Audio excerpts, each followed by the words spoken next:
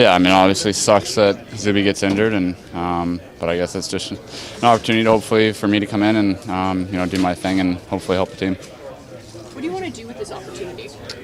I think just play my game. I mean, obviously, I've been out for the last 3, so been in good shape. Just doing lots of workouts and some bag skates, so I'm ready to go. What was the message you got from the coaching staff about what they want you to do? I mean, I think just consistency and being hard to play against. Being mean in corners and not making it easy on opponents to get to our net. You've been in this position before. You know how to approach it too, right? Yeah, I mean, absolutely. I think last year really helped me out, and whether it's injuries or you get in because you deserve it at the end of the day, I guess you just got to do your thing and put my best foot forward. Sorry? Yeah, I mean, I think it's just an accident. Obviously, we're battling, and we just ran into each other across ice. So hopefully, he's all good. Someone lose an edge? I don't think so. Just it's a battle drill, so it's gonna happen every now and then. Do you have a nice relationship with Tyler? I mean, we played together a little bit in college, and obviously a little bit here too. So, but I think we both know each other's game pretty well at this point. So it shouldn't be too hard of a transition. Yeah. Familiarity can make you comfortable, right? Yeah, absolutely. I think. Obviously, I've known Clubby for a long time, so it's always nice playing with a guy that you're familiar with and you have a little bit of rapport with. So it'll be good. When you met him in college, what were your first impressions of him? I think just how skilled he is for a big guy and how well he moves. I think you think of him as like a hard-hitting guy, and he does bring that physicality, but he's also got some good touch and obviously a great shot as well. So. Now that you know him in the NHL a little bit, how different is he here as a player? How have you noticed him grow? Yeah, I think he looks a lot more comfortable this year. It's good to see him on some breakouts, just have some patience, and I think he's looked really good. So. Were you guys ever D partners in North Dakota? For a little bit, yeah. I don't think consistently, but we definitely played a few games together. Yeah. So, unfortunate at practice, we don't know the update for Thomas, but with Artem also out, just as a defenseman, how are you kind of approaching this next little while? Zuby goes down last game pretty early, but I for the 5 guys that played, we obviously had to fill in some big shoes. Zuby's a really important player for our group. Plays some hard minutes. We obviously know that and know the kind of player. Thanks, Andy. know the kind of player that he is, the presence that he brings to our group. So when you see him go down like that, it's never good. It was a big hit, obviously. So, but you have to have that mentality that, unfortunately, injuries are going to happen, and everyone's got to kind of pull collectively and fill the void while he's out. When you are switching with different D partners, whether that's Jensen, whether that's Sanderson, what's important, to maintain some consistency? I think communication. I think that's really important. That can really simplify the game for not only you and your partner, but everybody else on the ice as well. So when you kind of, in a game like that, where you're early on in the season, and you're going 5Ds, seems like you're playing with everybody. I think communication is an important piece. And as a defensive core, I think away from the ice and away from the rink, we try to really communicate with one another. And I am a firm believer that when you have an open line of dialogue and that friendship built off the ice, that really makes a difference when you're on the ice, that communication factor. So early on in the season, I think that's important. As wild as Monday's game was, is there a lot to take from that from a positive standpoint? Yeah, it was a crazy game. I don't know if I've been a part of one of those for a long time. My kids seem to enjoy it. There's a lot of cheering for them, but it is nice to come out on top. I'm sure we're singing a different tune if we unfortunately lose that game in overtime. It's obviously not how we drew it up before the game, and I'm sure LA would say the same. But I think the fact that we stuck with it, we got behind kind of early, and then we got one, and then we got behind again. And then it seemed like we were kind of chasing the game for a little bit, on the scoreboard at least. But we did feel like we were doing some good things on the ice. And, one side of our special teams was really good, and the other one needed some improvement. But it's one of those games that maybe you burn the tape a little bit and get ready for the next one. Travis, what did you see at practice when Thomas went down? I didn't see it, to be honest with you. I heard it, a bit of a collision there, but I had just finished my rep, so I was getting ready for my next rep. Looking forward to getting in tomorrow and getting back at it.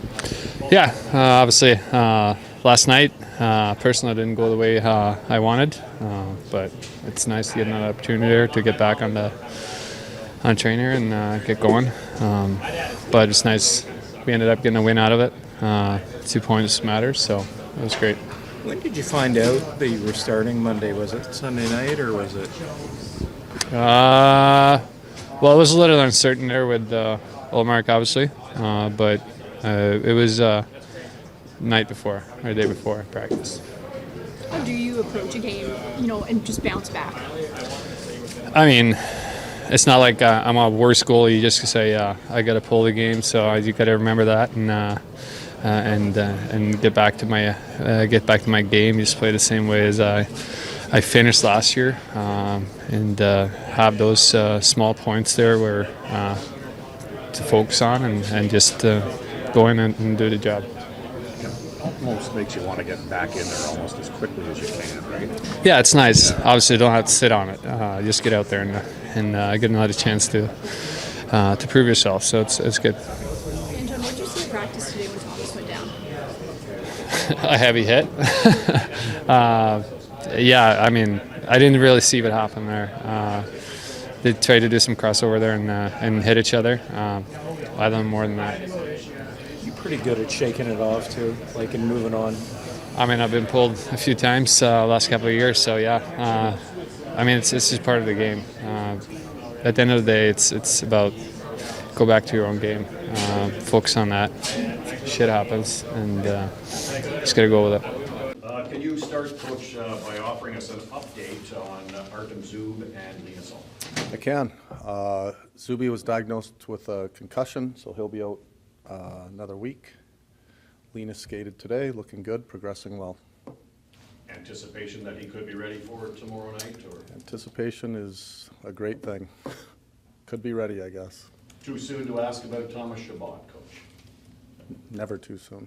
How's Thomas Chabot He's fine. recovering from? He is perfectly fine.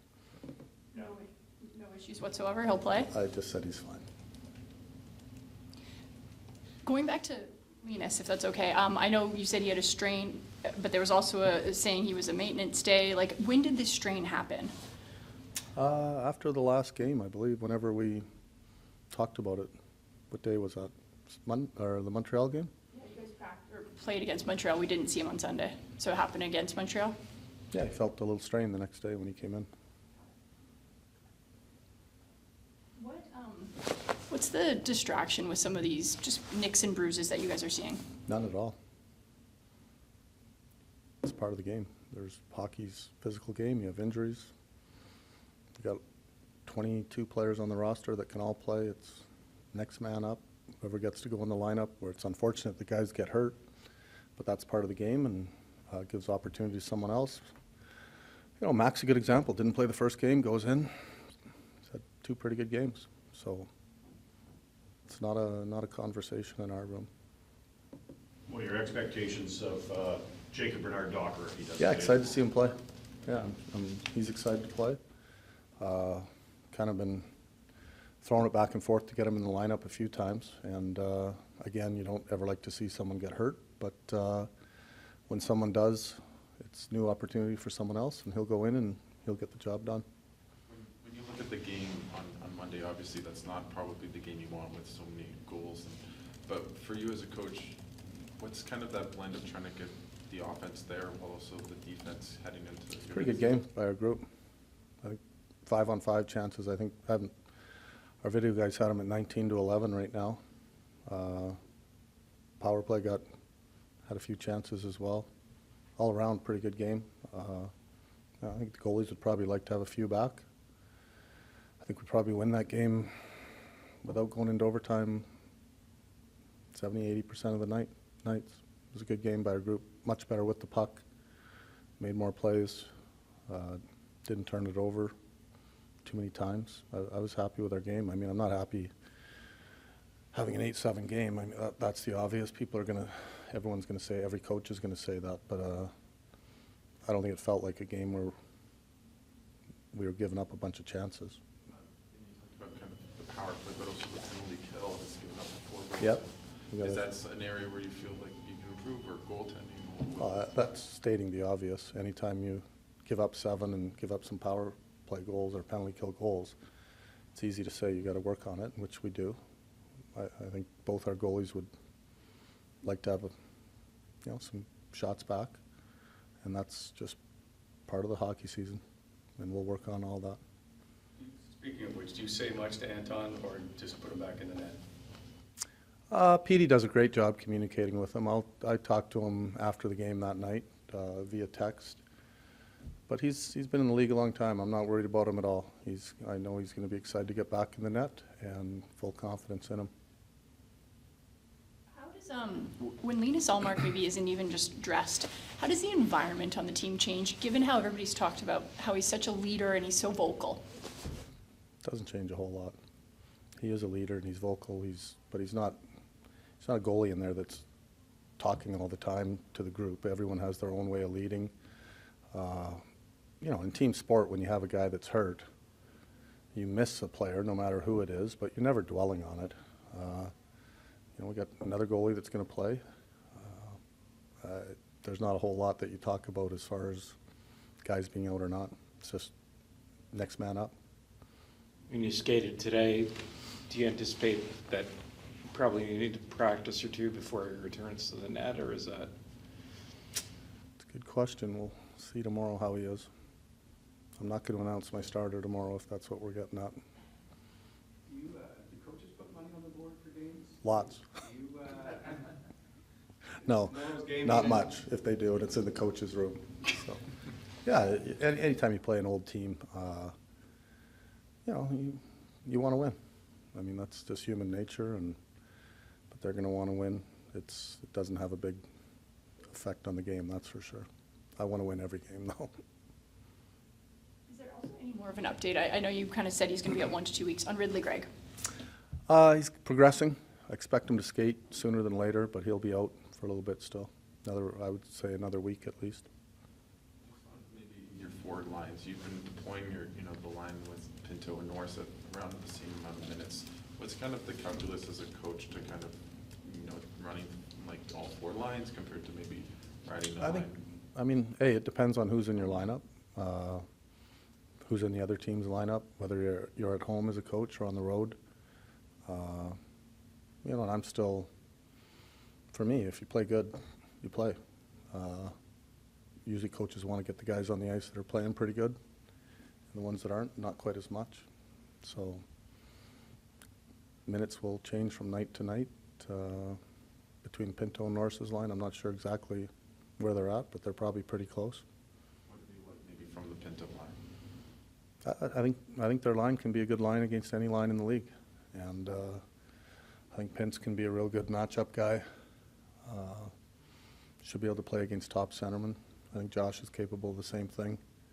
And when you've got those 3 guys down the middle in your top 3, it's a nice option. But a lot of teams have depth, and that'll change from game to game how we do our matchups.